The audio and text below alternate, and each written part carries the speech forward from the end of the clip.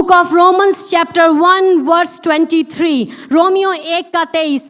और अविनाशी परमेश्वर की महिमा को नाशवान मनुष्य और पक्षियों और चौपायों और रेंगने वाले जंतुओं की मूरत की समानता में बदल डाला। परमेश्वर का वचन कहता है मनुष्य ने अपने लिए वैसा परमेश्वर बना लिया जैसा उसको भाता था। जब हम इस गीत को गा रहे थे, प्रभु आप मुझको बनाए, जैसा आपको भाता है आप मुझे बनाए।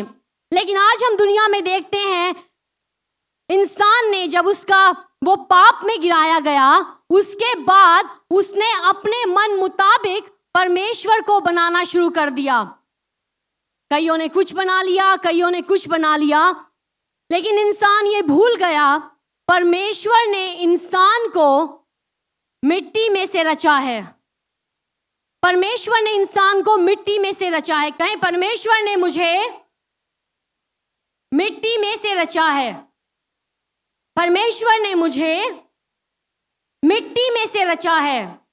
वचन साफ साफ इस बात को कहता है, परमेश्वर ने मनुष्य को अपने स्वरूप और अपनी समानता में बनाया, उसको भूमि की मिट्टी में से रचा। लेकिन हम देखते हैं किस प्रकार से वचन कहता है रोमियो उसके पहले अध्याय उसकी 23 आयत में कि अविनाशी परमेश्वर को मनुष्य ने अलग अलग रूप दे दिए। क्योंकि किसी ने सोचा परमेश्वर ये है, किसी ने सोचा परमेश्वर हाथों से बनाई हुई कोई चीज है, किसी ने सोचा परमेश्वर ब्रह्मांड की कोई चीज है, तारे, चांद, सितारे, हवा, पंछी, 4 पैर वाले जानवर। परमेश्वर वो नहीं है, लेकिन परमेश्वर वो है जिसने मनुष्य को बनाया है। आमीन।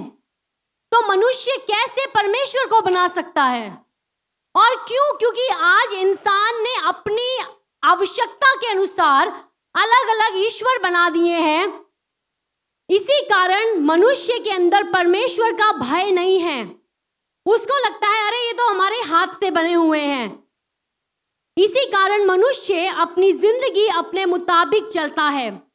आज अगर हम दुनिया में देखते हैं, कईयों का परमेश्वर, कईयों का ईश्वर उनका पैसा है, कईयों का ईश्वर उनका नाम और शान और शौकत है, कईयों का ईश्वर उनका रुतबा है, कईयों का ईश्वर उनका ज्ञान और समझ है। लेकिन अपनी ज्ञान और समझ में इंसान भूल गया कि मनुष्य को, इंसान को परमेश्वर ने बनाया है। इसीलिए जब परमेश्वर ने हमें बनाया है, हमें अपनी जिंदगियों में परमेश्वर का भय मानना जरूरी है। आज क्यों इंसान गुनाह में चलता है? इसलिए नहीं, हमारे देश में देख लो, अगर आप दुनिया में देख लो, धार्मिक लोगों की कमी नहीं है।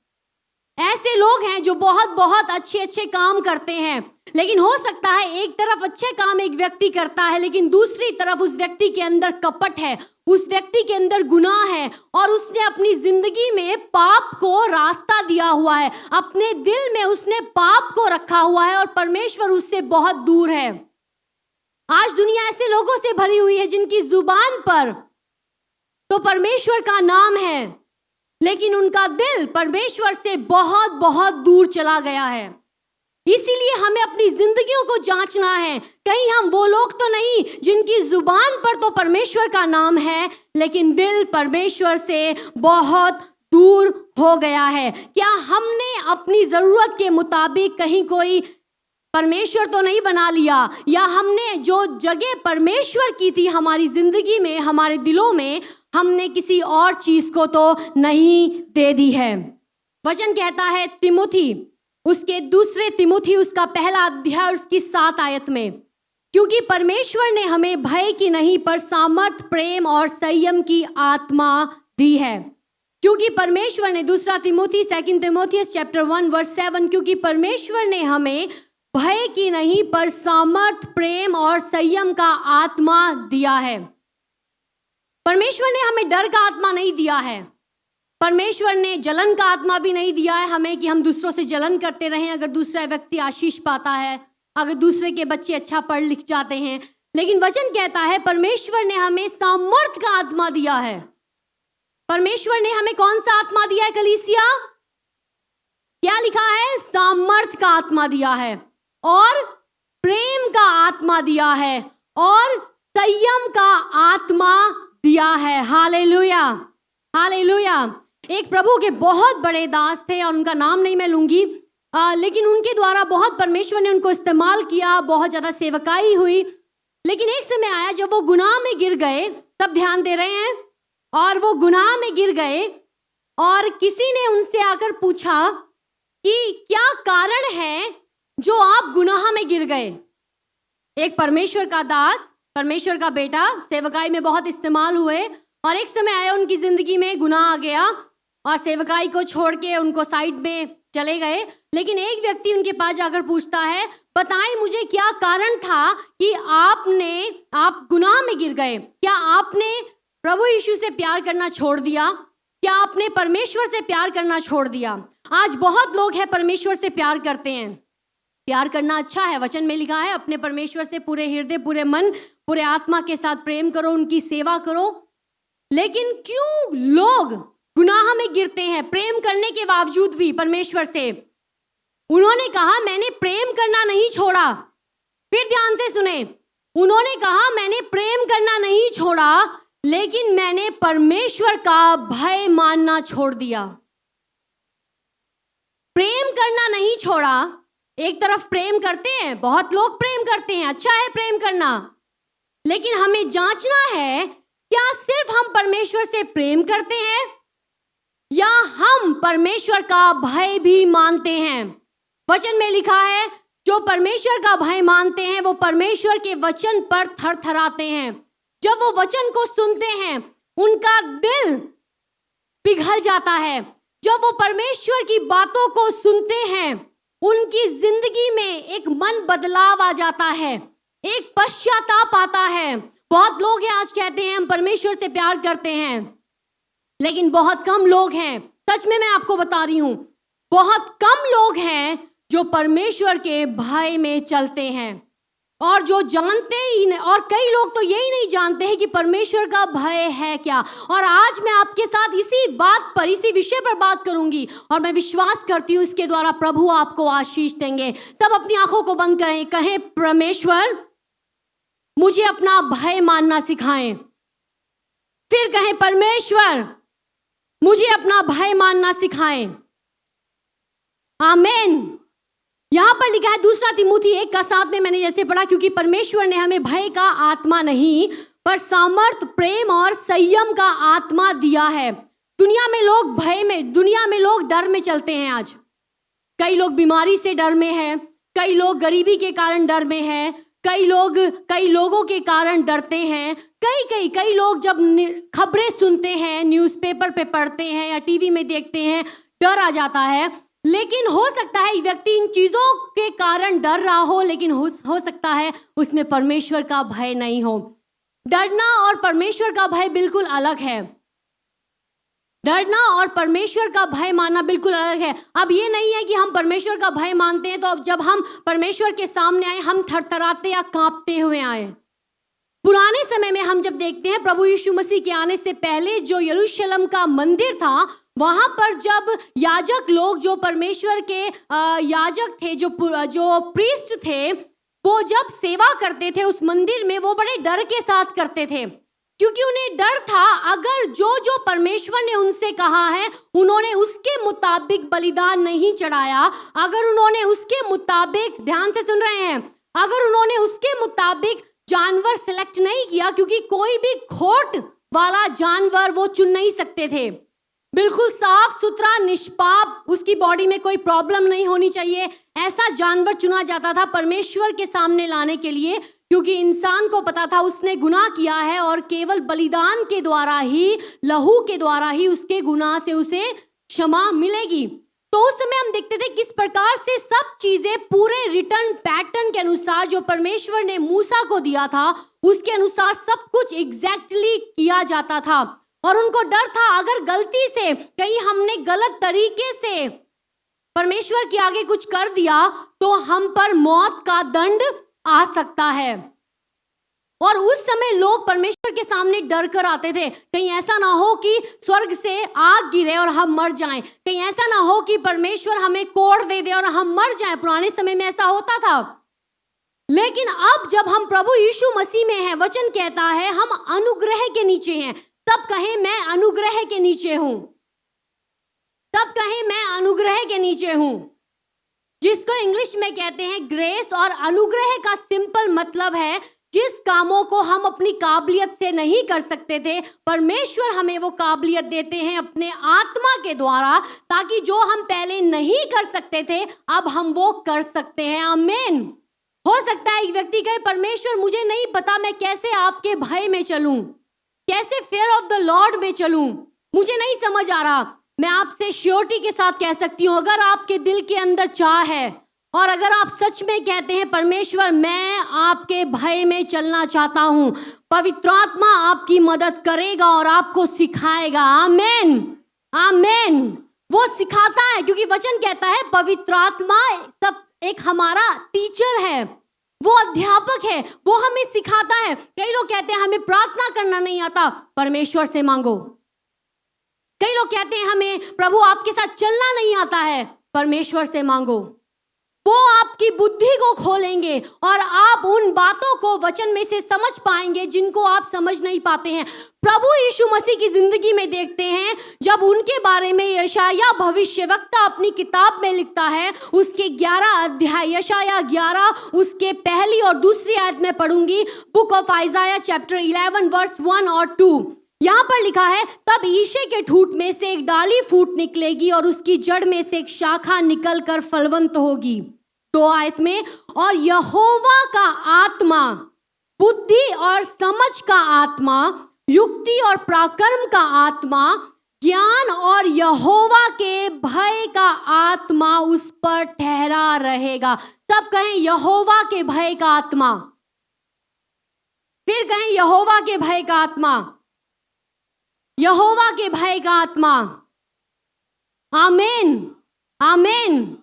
हमें सिर्फ परमेश्वर से प्यार ही नहीं करना है, लेकिन हमारी प्रार्थना में ये चीज भी प्रार्थना जुड़ी होनी चाहिए, परमेश्वर हम आपके भय में चलना चाहते हैं। प्रभु यीशु मसीह के बारे में जब ये भविष्यवाणी हुई, यशायाह नबी कहता है उस पर कई आत्माओं के बारे में लिखा है, लेकिन यहाँ पर लिखा है यहोवा के भय का आत्मा उस पर ठहरा रहेगा। आमीन। सब कहें यहोवा के भय का आत्मा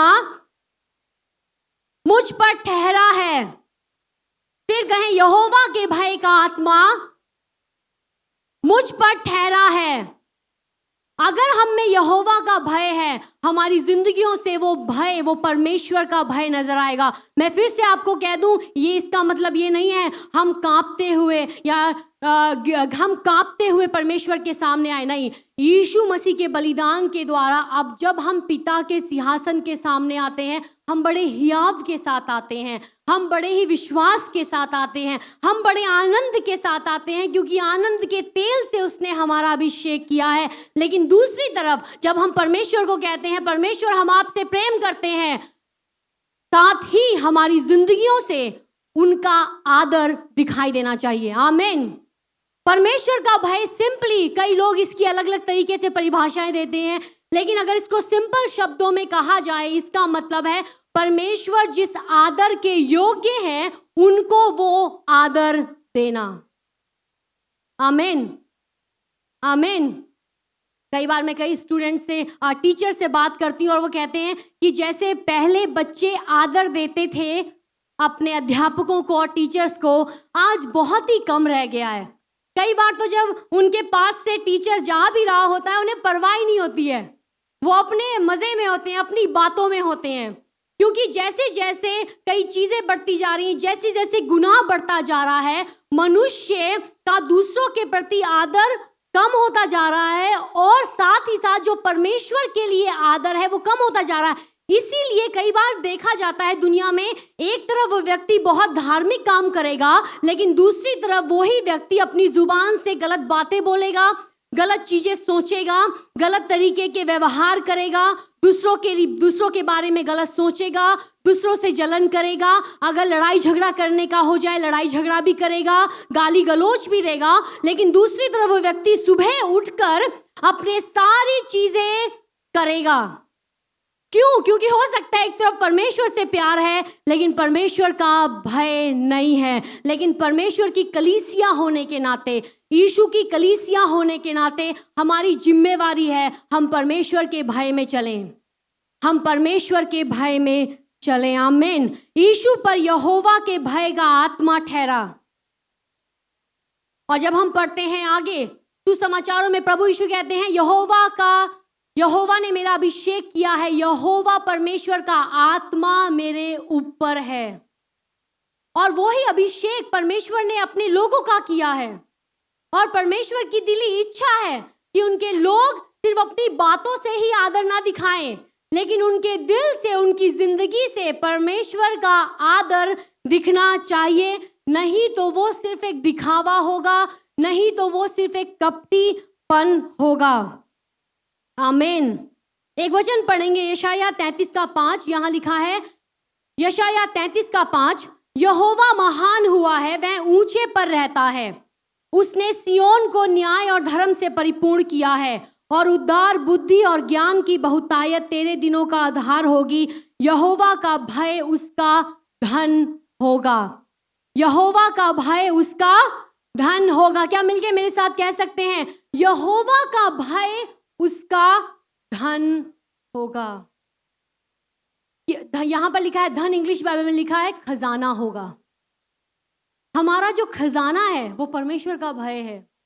परमेश्वर का भय जो व्यक्ति मानता है, परमेश्वर उसके ऊपर अपनी बातों को जाहिर करते हैं। परमेश्वर का भय जो मानता है, परमेश्वर उसको अपना दोस्त करके बुलाते हैं। यीशु ने कहा अपने चेलों को, मैं तुम्हें दोस्त कहता हूं, मैं तुम्हें मित्र कहता हूं। आमीन। कितने लोग परमेश्वर के मित्र होना चाहते हैं और कितने लोग दुश्मन होना चाहते हैं? कितने लोग परमेश्वर के दोस्त होना चाहते हैं? अरे जरा हाथ हिला के दिखाएं। कोई भी दुश्मन नहीं होना चाहता, लेकिन अच्छा है परमेश्वर के दोस्त होना। अब्राहम के बारे में कहा गया, अब्राहम परमेश्वर का दोस्त था, और परमेश्वर अब्राहम के ऊपर आने वाली बातों को जाहिर करते थे। हाँ, प्रभु यीशु मसीह हमारे प्रभु हैं, वो हमारे राजा हैं, वो हमारे चंगा करने वाले हैं, वो हमें छुटकारा देने वाले हैं, लेकिन बहुत कम लोग जानते हैं कि वो हमारे दोस्त भी हैं। यीशु ने अपने चेलों को कहा, मैं तुम्हें अपना दोस्त कहता हूं। आमीन, आमीन। और यहां पर लिखा है परमेश्वर का भय, यहोवा का भय उसका धन होगा। परमेश्वर के भय में चलना हम अपनी बुद्धि से नहीं कर सकते, बुद्धि से नहीं होता है, लेकिन परमेश्वर के भय में चलना ये दिल से निकलता है।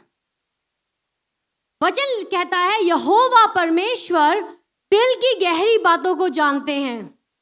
परमेश्वर के साथ चलना पाखंड भी नहीं है, उनसे कुछ छिपा नहीं सकते। मनुष्य से एक व्यक्ति कुछ भी छिपा सकता है। अपने पति से पत्नियां कई चीजें छिपाती हैं, पति पत्नियों से कई चीजें छिपाते हैं, बच्चे माँ बाप से कई चीजें छिपाते हैं। आज हम दुनिया में देखते हैं ये चीजें चलती हैं, लेकिन परमेश्वर से कुछ भी छिपा नहीं सकते।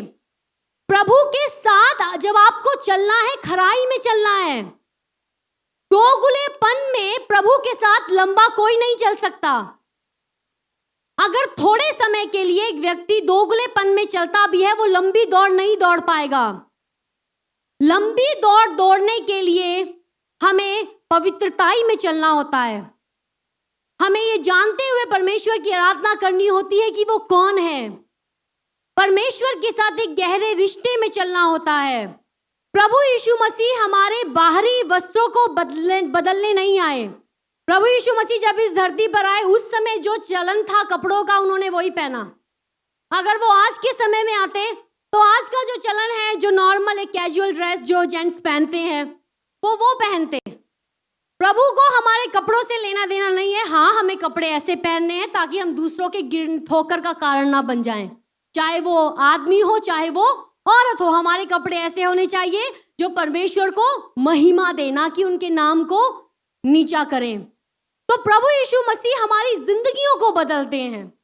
प्रभु यीशु मसीह हमारे चाल चलन को बदलना चाहते हैं और हमारे दिल में और दिमाग में और जुबान में कनेक्शन बनाना चाहते हैं। आमीन। ये नहीं है कि दिमाग में कुछ और चल रहा है, जुबान से कुछ और निकल रहा है, दिल में कुछ और चल रहा है, जुबान से कुछ और निकल रहा है, सोच कुछ और रहे हैं, जुबान से कुछ और निकल रहा है और कर कुछ और रहे हैं। सब सब कुछ डिसऑर्डर हो जाता है। लेकिन प्रभु यीशु चाहते हैं जब हम उनके साथ चलते हैं वो हमारे अंदर बदलाव लेकर आते हैं, क्योंकि अगर बाहर बदलाव हो गया है और जो इंसान को दिखता है थोड़े समय में जो सच्चाई है अंदर वो जाहिर हो जाएगी, क्योंकि अपनी ताकत से कर रहे हैं, इंसान को खुश करने के लिए कर रहे हैं। लेकिन जब अंदर से बदलाव होता है वो लंबा व्यक्ति चलता है। जब अंदर से हम प्रभु की आराधना करते हैं, दिल की गहराई से, वो व्यक्ति लंबा दौड़ता है और वो उस दौड़ को पूरा करता है जिसके लिए परमेश्वर ने उसको बुलाया है, उस बुलाहट को पूरा करता है जिसके लिए परमेश्वर ने उसे बुलाया है। तो अंदर से बदलाव बहुत जरूरी है। सब कहें, अंदर से बदलाव बहुत जरूरी है। फिर कहें, अंदर से बदलाव बहुत जरूरी है। जब मूसा इजराइलियों को मिस्र देश में से निकाल कर लाया और अब मूसा परमेश्वर के साथ है, 40 दिन 40 रात तक वो पर्वत पे रहा, वहां पर परमेश्वर के साथ आमना सामना हुआ और परमेश्वर ने उसे 10 आज्ञाएं दी। लेकिन इस दौरान जो इजराइली लोग थे, जो दिल के बड़े हठी थे, बड़े जिद्दी थे, कह सकते हैं बड़े हटीले थे, अभी भी उनका दिल नहीं बदला था। समस्या यहां थी, जब एक व्यक्ति का दिल बदल जाता है सब कुछ बदलने लगता है। आमीन।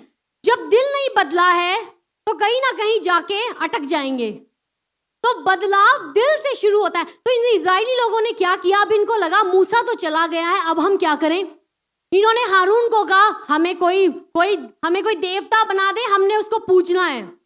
अब हारून, क्योंकि इजरायली लोग 400 साल की गुलामी में मिस्र में रहे और वहां पर जो मिस्र के जिन चीजों को मिस्र पूजता था उनको ही वो लेकर अभी आए हैं अंदर, क्योंकि बदलाव नहीं हुआ है।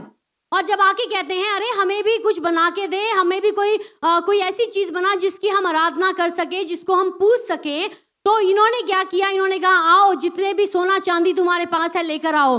तो जितने भी जो भी सोना चांदी था, चाहे वो आदमियों के पास था, औरतों के पास था, सोना चांदी लाकर हारून को दिया। वचन में लिखा है हारून ने उसे ढाला सोने को और एक बछड़ा बना के उनके सामने रख दिया और कहता है अब इसकी तुम आराधना करो। और यहाँ पर हम एक वचन पढ़ेंगे, यहाँ पर लिखा है निर्गमन और उसके 32 अध्याय उसकी 8 आयत में, एक्सोडस चैप्टर 32 वर्स 8। और जब ये इजरायली लोग ये काम कर रहे थे, देखो परमेश्वर ने इनको देख लिया। किसने इनको देखा? परमेश्वर ने इनको देखा। कुछ भी कोई इंसान करता रहे, परमेश्वर उसको देखते हैं, याद रखना, परमेश्वर देखते हैं। सब कहें परमेश्वर देखते हैं। कहें परमेश्वर मेरे दिल को जांचते हैं। सब कहें परमेश्वर मेरे दिल को जांचते हैं। और यहां पर लिखा है 7 और 8 आयत में पढ़ूंगी, तब यहोवा ने मूसा से कहा, मूसा को कुछ नहीं पता है लीडर को जो अगुवाई कर रहा है मूसा उनका, उसे कुछ नहीं पता है। लेकिन यहोवा ने मूसा से कहा, परमेश्वर ने देख लिया इजरायली लोग क्या खिचड़ी पका रहे नीचे बैठ के। कई बार ऐसी होता है ना, कई खिचड़ी पकाई जाती है। कई बार जब ऑफिस में लोग काम करते हैं, हो सकता है जो लीडरशिप में लोग हैं, जो बॉस हैं, उनको कुछ नहीं पता, पीछे जो एम्प्लॉई हैं वो अपना कुछ बनाए जा रहे हैं। प्रिंसिपल को कुछ नहीं पता, टीचर अपनी कुछ ना कुछ बनाए जा रहे हैं। हो सकता है किसी लीडर को कुछ नहीं पता, लेकिन लोग अपनी पीछे खिचड़ी बनाए जा रहे हैं। मैं आपको कह दूं, तो यहोवा परमेश्वर दिलों को जांचता है। तब यहोवा ने मूसा से कहा, नीचे उतर जा, क्योंकि तेरी प्रजा के लोग जिन्हें तू मिस्र देश से निकाल ले आया है सो बिगड़ गए हैं। बिगड़ गए हैं, डर नहीं है परमेश्वर का, बिगड़ गए हैं। और जिस मार्ग पर चलने की आज्ञा मैंने उनको दी थी उसको झटपट छोड़कर उन्होंने एक बछड़ा ढालकर बना लिया है, फिर उसको दंडवत किया है और उसके लिए बलिदान भी चढ़ाया है। और ये कहा है कि ये है इजराइलियों, तुम्हारा परमेश्वर जो तुम्हें मिस्र देश से छुड़ा ले आया वह यही है। जैसे मैंने पढ़ा था रोमियो में 1:23 में, मनुष्य ने क्या किया, अपनी जरूरत के मुताबिक बना लिया ईश्वर को और उसको परमेश्वर का नाम दे दिया। यहां पर इन्होंने एक बछड़ा बनाया और उसको क्या नाम दे रहे हैं? कह रहे हैं यही बछड़ा है जो हमें छुड़ा कर लाया है, यही बछड़ा है जो हमें मिस्र में से गुलामी में से लाया है। और फिर आगे पढ़ेंगे, फिर यहोवा ने मूसा से कहा, मैंने इन लोगों को देखा और सुन वे हठीले हैं। फिर यहाँ पे लिखा है, परमेश्वर कहते हैं मैं मनुष्य को देखता हूं। अगर एक व्यक्ति परमेश्वर के भय में चलता है ना, वो अपनी कोठरी के अंदर क्या करता है, वो बहुत सावधान होगा। परमेश्वर ने मूसा को कहा था इन लोगों को ये बातें बता, इस तरीके से तुमने अपनी जिंदगी में चलना है। लेकिन अब इन्होंने क्या किया, वचन मिल गया झटपट फटाफट हाथ झाड़े, चलो जी। मूसा चला गया पहाड़ पे, लीडर बैठा है वहां, आप पीछे से कुछ भी करते रहो, कौन देखता है। संडे को जब चर्च में जाएंगे, वहां पे सब होंगे, अगवे होंगे और जो भी एल्डर्स होंगे चर्च के और जो भी लोग होंगे, हम जाएंगे, प्रभु का धन्यवाद करेंगे, हम वापस आ जाएंगे। लेकिन परमेश्वर वो भी देखते हैं जो हम अपने घरों में करते हैं। परमेश्वर वो भी देखते हैं। और एक व्यक्ति जो परमेश्वर का भय मानता है, वो सिर्फ कलीसिया में आकर ही प्रभु की आराधना नहीं करता, वो सिर्फ यहीं पर ही प्रार्थनाएं नहीं करता, यहीं पर ही वो सच्चाई में आराधना नहीं करता, लेकिन जब वो अपने घर में जाता है, उसकी जिंदगी भी बिल्कुल वैसे ही होती है जैसे वचन में लिखा है। ये बहुत जरूरी है, बहुत बहुत जरूरी है। परमेश्वर चंगाई देते हैं, परमेश्वर छुटकारा देते हैं, लेकिन अगर एक व्यक्ति गुनाह में गिर जाता है, अपनी चंगाई भी खो सकता है। अगर एक व्यक्ति गुनाह में गिर जाता है, जो दुष्ट आत्मा छोड़कर गया है ना, वापिस आएगा साथ को लेकर। प्रभु यीशु मसीह ने कहा है, जब एक व्यक्ति में से एक दुष्ट आत्मा निकल जाता है और जब वो दुष्ट आत्मा देखता है उस व्यक्ति के अंदर कुछ भी नहीं है, वो खाली है, क्या नहीं है, परमेश्वर का वचन नहीं है, परमेश्वर के लिए सम्मान नहीं है, ऑनर नहीं है। जब हम परमेश्वर के वचन को सम्मान देते हैं और जो वो कहते हैं वो करते हैं, इसका मतलब हम उनका भय मानते हैं। जैसे मैंने आपको कहा, एक शब्द में भय मानने का मतलब है, परमेश्वर के भय का मतलब है उनको सम्मान देना जिसके योग्य वो हैं, और दूसरा उनकी बातों को मानकर उसको करना। तो एक दुष्ट आत्मा छोड़ेगा, लेकिन अगर व्यक्ति के अंदर परमेश्वर का भय नहीं है, वचन नहीं है, परमेश्वर के लिए आदर नहीं है, क्या होगा, एक तो जाएगा दुष्ट आत्मा अपने साथ 7 और +1 8 को लेकर फिर आएगा, और यीशु ने कहा उस व्यक्ति की हालत पहले से भी ज्यादा खराब हो जाएगी। प्रभु के साथ चलना फैंसीपन नहीं है, लेकिन प्रभु के साथ चलना सच्चाई और खराई है। आमीन। फैंसी चीजें क्या होती हैं, जिनको एक्स्ट्रा लोग लगाते हैं अपने घरों में, हम कहते हैं फैंसी ये चीजें हैं ताकि उससे सजावट हो जाए, या लोग कई बार कई चीजें पहनते और ओढ़ते हैं, फैंसी चीजें होती हैं ताकि इससे वो व्यक्ति अच्छा लगे। लेकिन वो चीजें कुछ समय के लिए हैं। वचन में लिखा है जो बाहरी सुंदरता है वो कुछ समय की है, लेकिन एक स्त्री का सम्मान तभी होता है, एक स्त्री शोभा तभी पाती है जब उसके अंदर अंदरूनी खूबसूरती हो। यहां पर सिर्फ स्त्रियों की बात नहीं हो रही है, बहनों की नहीं, भाइयों की भी बात हो रही है, क्योंकि ये वचन नीति वचन 31 पे लिखा है, और वहां पर सिर्फ औरतों को ही नहीं कह रहा है वचन, वहां पर प्रभु यीशु मसीह की कलीसिया के लिए वचन है। आमीन। औरतों के लिए भी है और कलीसिया के लिए भी है, और कलीसिया में आदमी और औरत दोनों आते हैं। आमीन। तो अब इन्होंने अपने लिए ये सब कुछ किया, और अब फिर मूसा नीचे उतर कर आता है और फिर इन लोगों के साथ वो बातें करता है, उसमें हम नहीं जाएंगे। लेकिन किस प्रकार से उन्होंने परमेश्वर को जो आदर सम्मान देना था, जब तक मूसा उनके सर पर था तब तक देते रहे, और हो सकता है बाहरी भी हो, क्योंकि कई ये लोग हटीले थे। बाहरी जब तक मूसा उनके साथ है, उनके सर पर है, तब तक देते थे। जैसे मूसा थोड़ी दिनों के लिए गायब हो गया, वो भी अपने कामों में लग गए। बाइबल लिखा झटपट उन्होंने यहोवा के रास्तों को क्या किया, अरे आवाज नहीं आई, क्या किया, क्या किया, ये है जैसे मैंने तो छोड़ दिया भाई, और चल दिए अपने कामों को करने के लिए। आज भी इंसान की यही हालत है, आज भी इंसान की यही हालत है। लेकिन मैं आपको बता दूं, अगर आपका दिल सच्चा है, अगर आपके अंदर सच में परमेश्वर के भय में चलने की इच्छा है, परमेश्वर का आत्मा आपकी मदद करेगा। आमीन। आपके बोलने में, आपके सोचने में, आपके कामों को करने में, आपके दूसरों के लिए जब आप बात करते हो उसको करने के लिए, मैं ये नहीं कह रही सब परफेक्ट है, नहीं, सब में कमियां हैं, लेकिन तभी तो अनुग्रह दिया गया है। अगर हम अपनी ताकत से कर लेते, प्रभु यीशु मसीह का अनुग्रह हमें जरूरत नहीं थी। परमेश्वर की आत्मा की भी जरूरत नहीं थी, हम खुद ही कर लेते। लेकिन क्योंकि परमेश्वर को पता है मनुष्य कमजोर है, वचन में लिखा है मनुष्य है ही क्या जो परमेश्वर उसकी चिंता करते। क्या है मनुष्य? कुछ भी नहीं है, सच में मैं बता दूं। परमेश्वर का अनुग्रह हुआ है आज जो हम हैं, उसके अनुग्रह से अगर सांस आज ही छीन लें सब कुछ खत्म, यहीं पर ही सब खत्म हो जाएगा। कई लोग हैं जब मौत आती है उनके सामने पता भी नहीं चलता, कुछ सेकंड का काम होता है और सब कुछ खत्म हो जाता है। इंसान है ही क्या जो परमेश्वर उसका विचार करे। लेकिन ये परमेश्वर का अनुग्रह हुआ है हम पर कि जब हम कमजोरियों में थे, जब हम बीमारियों में थे, जब हम पाप में थे, परमेश्वर ने हमें छुड़ाया। आमीन। ये हमारे लिए सौभाग्य की बात है, इसीलिए इसमें घमंड करने की कोई बात नहीं है कि आमीन। घमंड करने की, अपने पड़ोसी को कहें घमंड करने की कोई भी बात नहीं है। अरे जरा हिलाकर कहें घमंड करने की कोई भी बात नहीं है।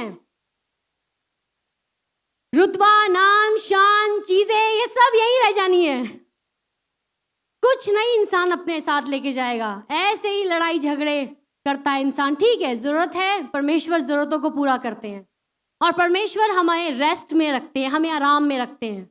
आमीन। क्योंकि एक व्यक्ति जो लगातार दुनिया की चीजों को सोचता रहता है, दुनिया की बातों को सोचता रहता है, वो अपने दिल के अंदर से शांति गवाता है। लेकिन जब आप परमेश्वर की बातों पर मन लगाते हो 100% शांति आपकी है। आमीन।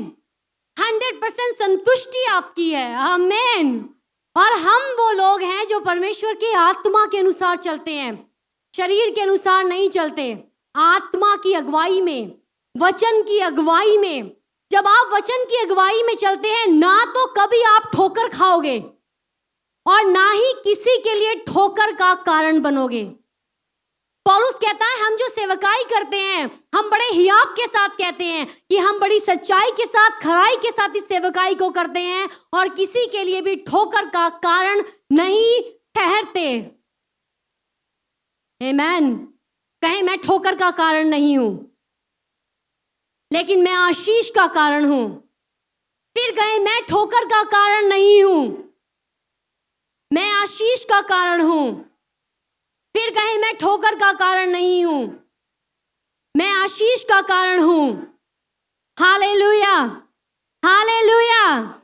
वचन में लिखा है जो प्रभु यीशु मसीह का एक चेला था उसका नाम था यूहन्ना। क्या नाम था? यूहन्ना।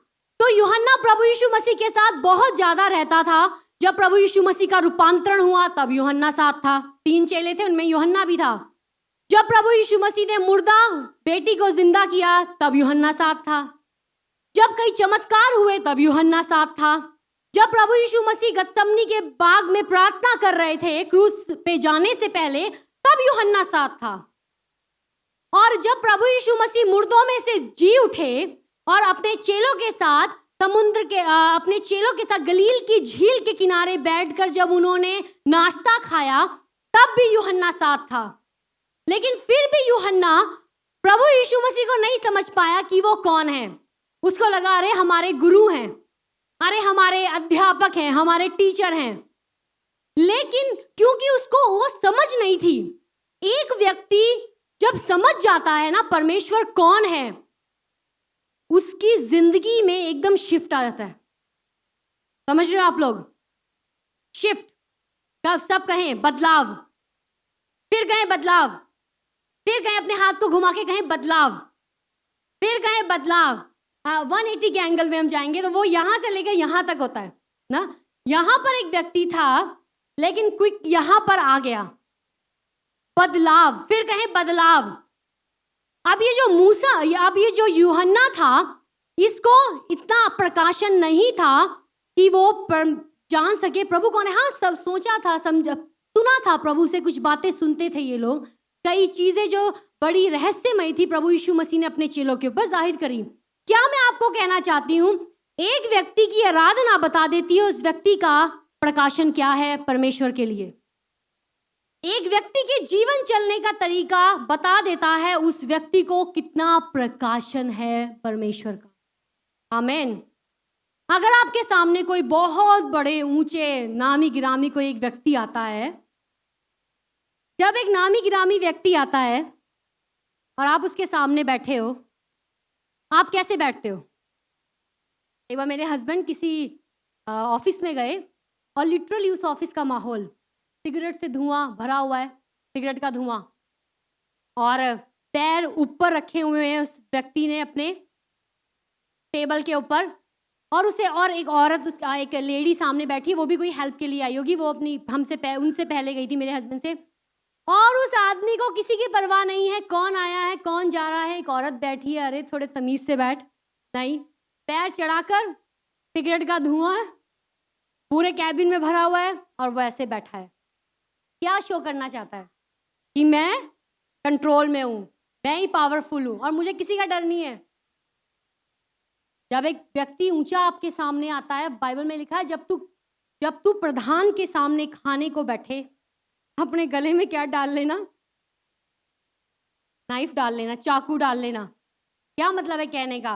मत खाना, पूरे हाथ लपेट के फटाफट जो आया है टेबल में खींच के। लेकिन कैसे खाना? अपने गले में तू कहते एक चाकू डाल लेना ताकि तरीके से खाना। एक वो दुनियावी एक अधिकारी के बारे में, प्रधान के बारे में कहा गया है, जब परमेश्वर के सामने एक व्यक्ति आता है कैसा उसका चलना फिरना है। परमेश्वर सिर्फ आपको यही नहीं देख रहे हैं, लेकिन घर में, आपके कामों में।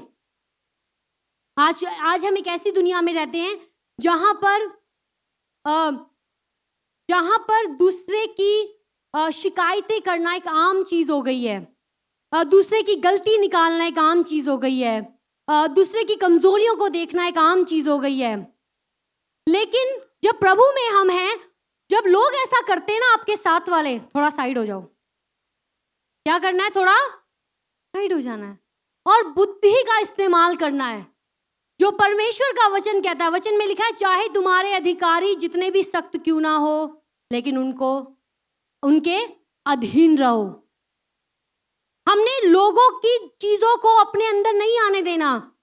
भीड़ जो करती है, भीड़ को करने दो, आप वो करो जो सही है। आमीन। भीड़ के साथ जरूरी नहीं है जहां पर भीड़ हो वही लोग सही हैं, या जिसकी आवाज ऊंची हो लड़ाई में वही सही है। लेकिन हमने वो करना है जो परमेश्वर हमें कहते हैं, और अलग होके हमने बुद्धिमानी के साथ चलना है। आमीन। तो जब परमेश्वर के सामने आप आते हो, आपका रवैया क्या, आपका सिटिंग पोजीशन क्या है? ठीक है, मैं कई बार थक जाते हैं, इट्स ओके, लेकिन कैसे हम बैठते हैं, हमारा दिल कैसा है, हमारी आराधना कहां से निकल रही है। आमीन। ये बहुत बहुत बहुत जरूरी है। मैं आपको बता दूं, बाकी सारी चीजें जरूरी हैं, लेकिन ये भी बहुत जरूरी है। जैसे मैंने आपको कहा, प्रभु के जो दास था वो कहता, मैं परमेश्वर से प्यार करना नहीं मैंने छोड़ा, लेकिन परमेश्वर का भय मानना छोड़ दिया। मतलब सिंपली शब्दों में, जो प्रभु ने मुझे कहा मैंने 50% किया, जो प्रभु ने मुझे कहा 70, 80, 90% किया, आधा छोड़ दिया। शाऊल के साथ भी यही हुआ। उसको कहा गया था जितना भी दुश्मन का सामान है, जितना भी दुश्मन की चीजें हैं, व्यक्ति है चाहे जानवर है चाहे राजा है, कोई भी है, सबको खत्म कर डालना। उसको लगा ठीक है कोई बात नहीं, खत्म तो करेंगे लेकिन अच्छी अच्छी चीजें रख लूंगा। और जब शमूएल उसके पास आता है, शाऊल बड़े हियाव से कहता है परमेश्वर का धन्यवाद हो। क्या कहता है? क्या कहता है कलीसिया वो शमूएल को?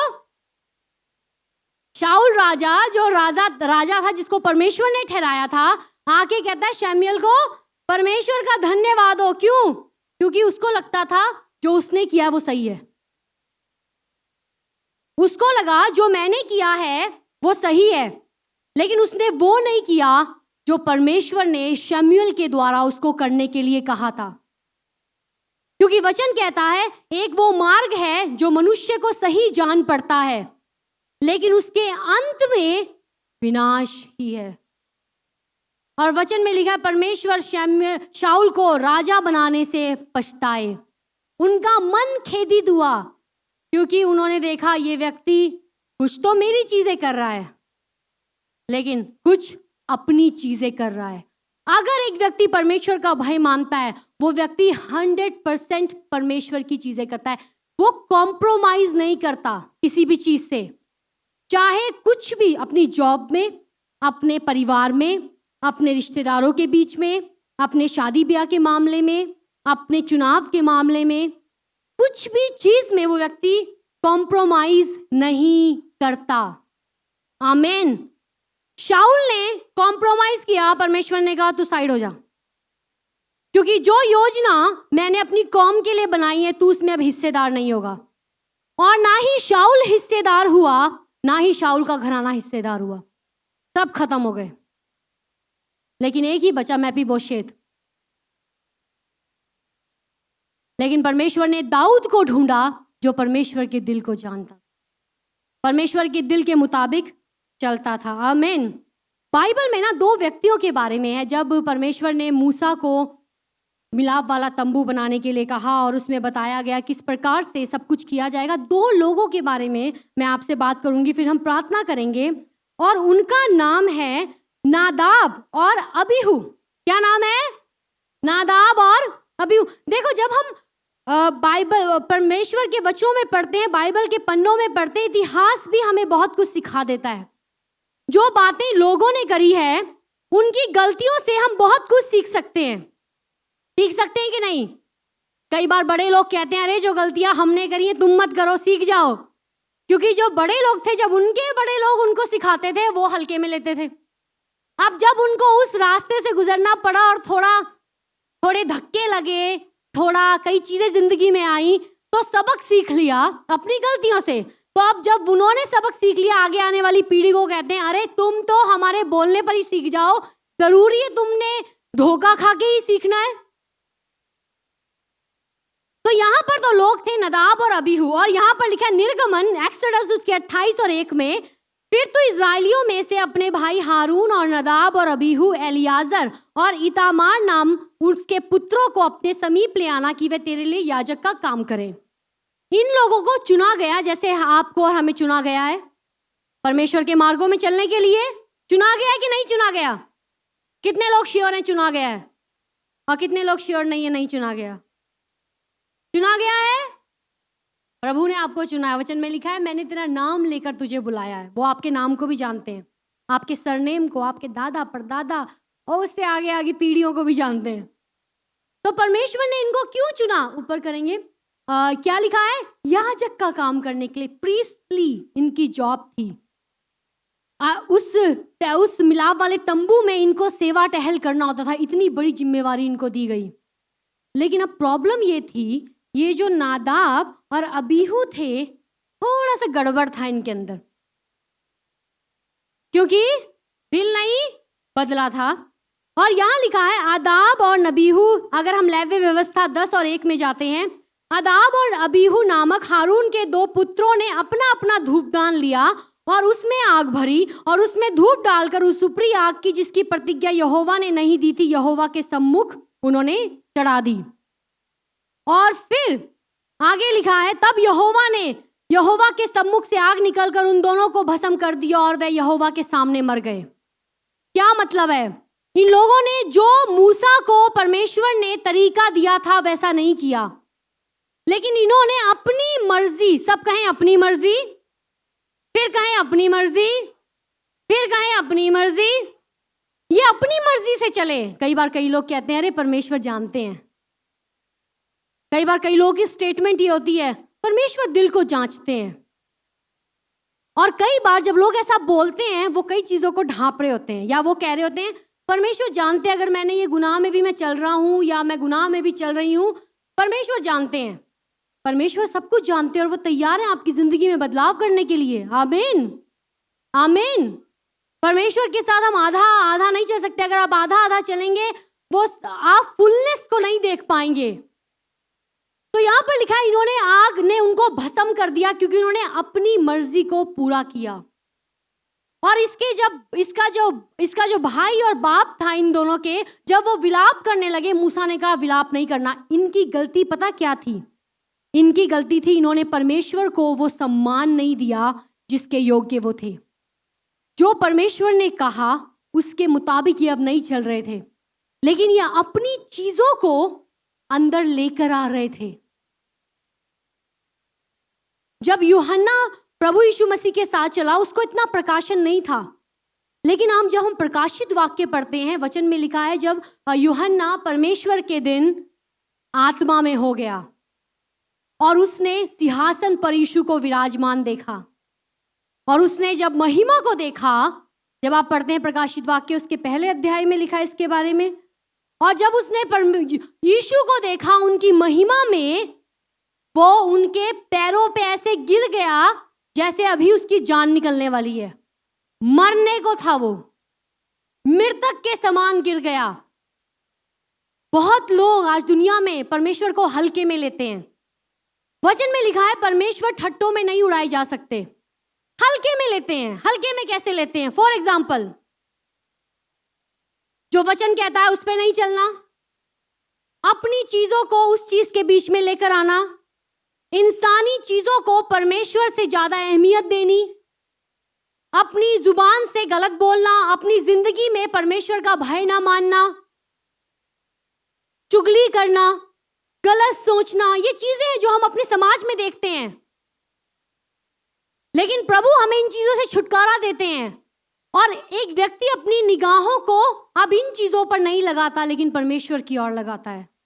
उसके जो मन का ख्याल है, उसके जो मुंह के वचन है, जो उसके मन का विचार है, वो प्रभु के साथ एक होता है।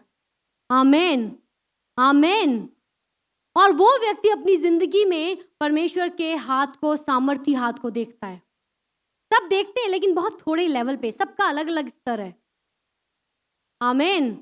लेकिन प्रभु हमें बुलाते हैं ताकि हम महिमा से महिमा की ओर जाएं। और जब यूहन्ना ने प्रभु यीशु मसीह को सिंहासन पर विराजमान देखा, वो उनके सामने गिर गया मरो के समान। उसकी आवाज नहीं निकल रही होगी जब उसने देखा महिमामय परमेश्वर सिंहासन पर है, राजाओं का राजा सिंहासन पर है, अरबों खरबों स्वर्गदूत उनके सामने उनकी महिमा करते हैं। वचन में लिखा है, वचन संहिता, परमेश्वर के दूत यहोवा के शब्द को मानते हैं। लेकिन आज इंसान परमेश्वर को हल्के में लेता है, परमेश्वर की बातों को हल्के में लेते हैं। मैं ये नहीं कहती प्यार नहीं करते हैं, प्यार करते हैं। कलीसिया जाने वालों की बात मैं करती हूँ।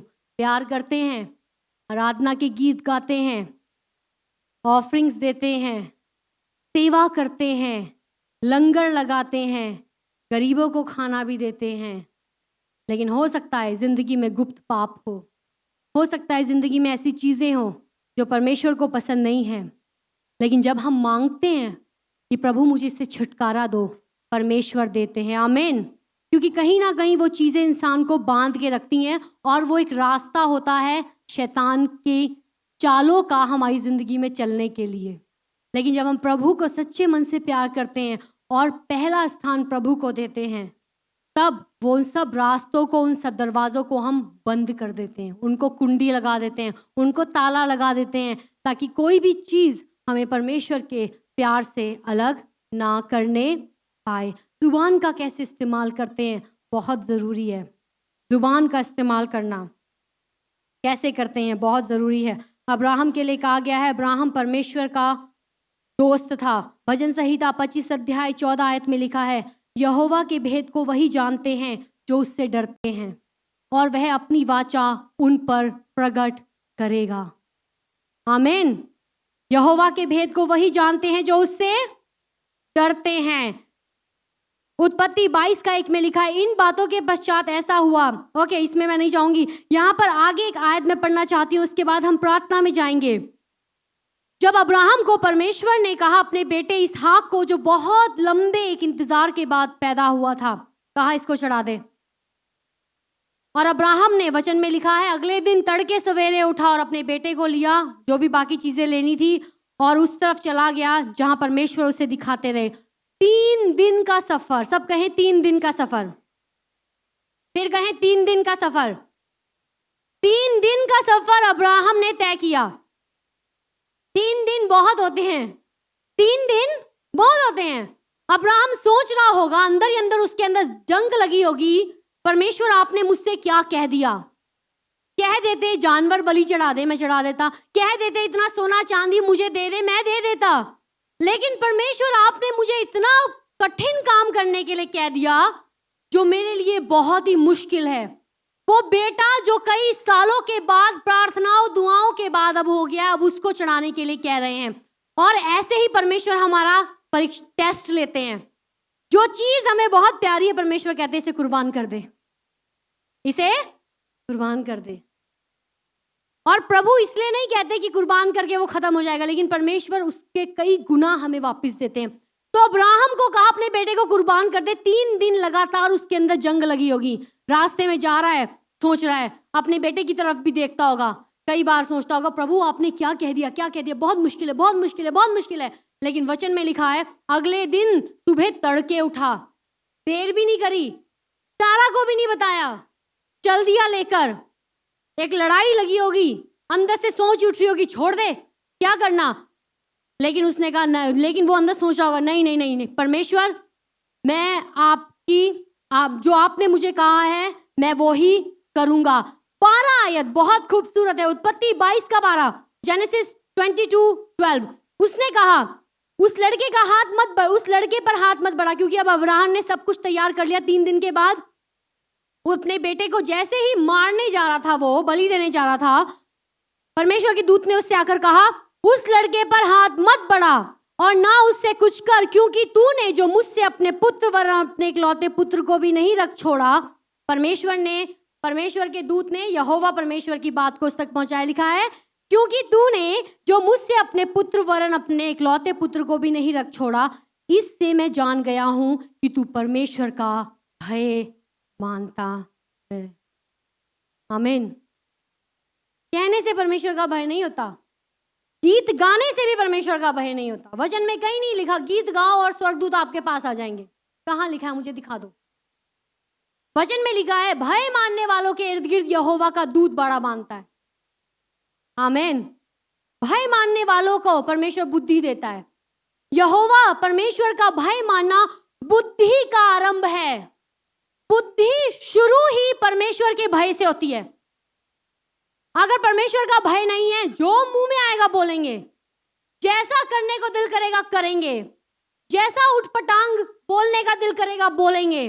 लेकिन जैसे परमेश्वर का भय आता है, हम कहते हैं परमेश्वर मेरे मुंह के ऊपर आप ताला लगाओ, मेरे दिल के विचार और मुंह के शब्द आपको। आमीन। कहें परमेश्वर का भय बुद्धि का आरंभ है। पड़ोसी को कहें परमेश्वर के भय में चलो। फिर कहें परमेश्वर के भय में चलो। क्योंकि अगर परमेश्वर का भय नहीं है ना, कलीसिया हम बाकी कुछ भी करते रहें, कहीं ना कहीं हम चूक जाएंगे। लेकिन प्रभु हमें मदद करते हैं ताकि हम चूके ना। आमीन। भय बहुत ज़रूरी है, दिल की खराई बहुत ज़रूरी है। अय्यूब परमेश्वर का भय मानता था, दाऊद परमेश्वर का भय मानता था, अब्राहम परमेश्वर का भय मानता था, मूसा परमेश्वर का भय मानता था, परमेश्वर के लोग परमेश्वर का भय मानते थे। लेकिन आज एक ऐसे संसार में हम रहते हैं जहां पर इसको वैल्यू नहीं दिया जाता है। ना ही लोग परमेश्वर का भय मानते हैं, ना ही उन्हें अपने अधिकारियों का भय है, ना ही उन्हें अपने माँ बाप का भय है, ना ही उनके ऊपर जो परमेश्वर ने लोग रखे हैं उनका भय है। तभी पीठ पीछे सब कुछ करते रहते हैं। लेकिन आज हमारे लिए एक सवाल है, आज हमें अपने दिल को जांचना है और ये समय है पश्चाताप करने का। और जब पश्चाताप एक व्यक्ति करता है, वहीं से ही उसके दिल में बदलाव शुरू होता है। Hallelujah, thank you Lord, we worship you Lord. राबा से खेले कुछ समय आपके पास है, परमेश्वर से बात करें। हो सकता है पतियों ने अपनी पत्नियों के साथ वो आदर ना दिखाया हो। पतियों को कहा गया है पत्नियों से प्रेम करो, लेकिन आदर सबके लिए है। पत्नियों ने अपने पतियों का आदर ना किया हो, बच्चों ने अपने माँ बाप का आदर ना किया हो। जो आपके ऊपर लोग हैं, अथॉरिटी, जो अधिकारी हैं, जो आपके ऑफिसर्स हैं, हो सकता है आपने उनका मजाक बनाया हो या उनका आपने सम्मान ना किया हो। ये समय है कलीसिया अपने दिलों को जांचने का। हो सकता है पीठ पीछे कई बातों को बोला हो, क्योंकि डर नहीं है। कुड़कुड़ाए हो, क्योंकि डर नहीं है। एक व्यक्ति अगर कुड़कुड़ाता है, इसका मतलब है उसमें परमेश्वर का भय नहीं है।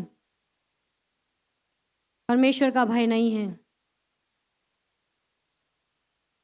शिकायतें करते हैं, परमेश्वर का भय नहीं है।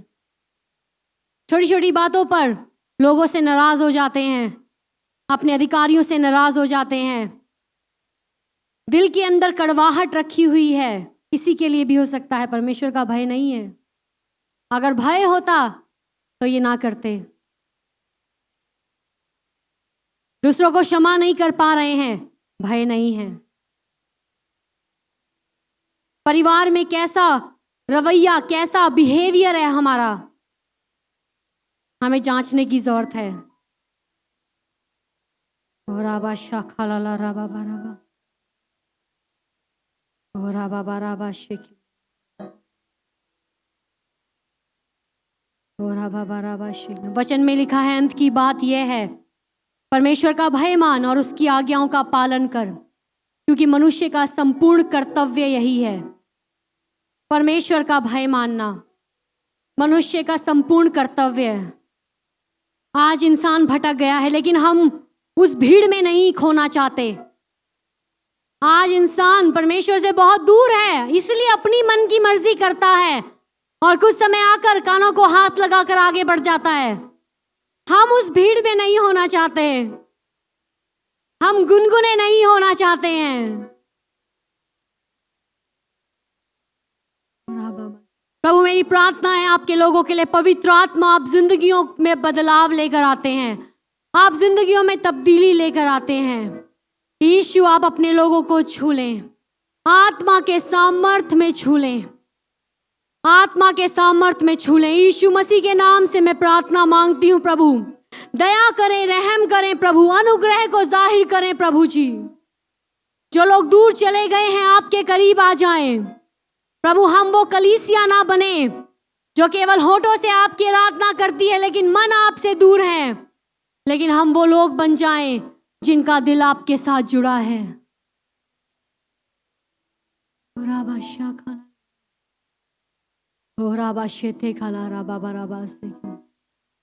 मेरे अंदर तेरी आदतों को भर दे, मेरे अंदर तेरी चाहतों को भर दे,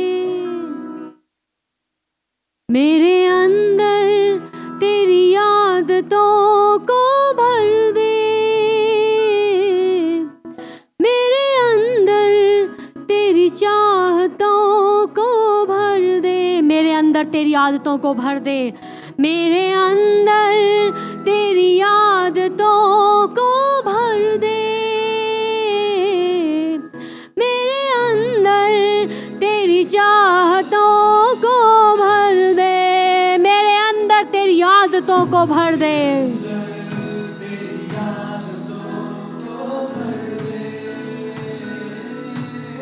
मेरे अंदर तेरी चाहतों को भर दे, मैं तुझको पसंद आऊं, मैं तेरे दिल को भाऊं, ऐसा मुझको बना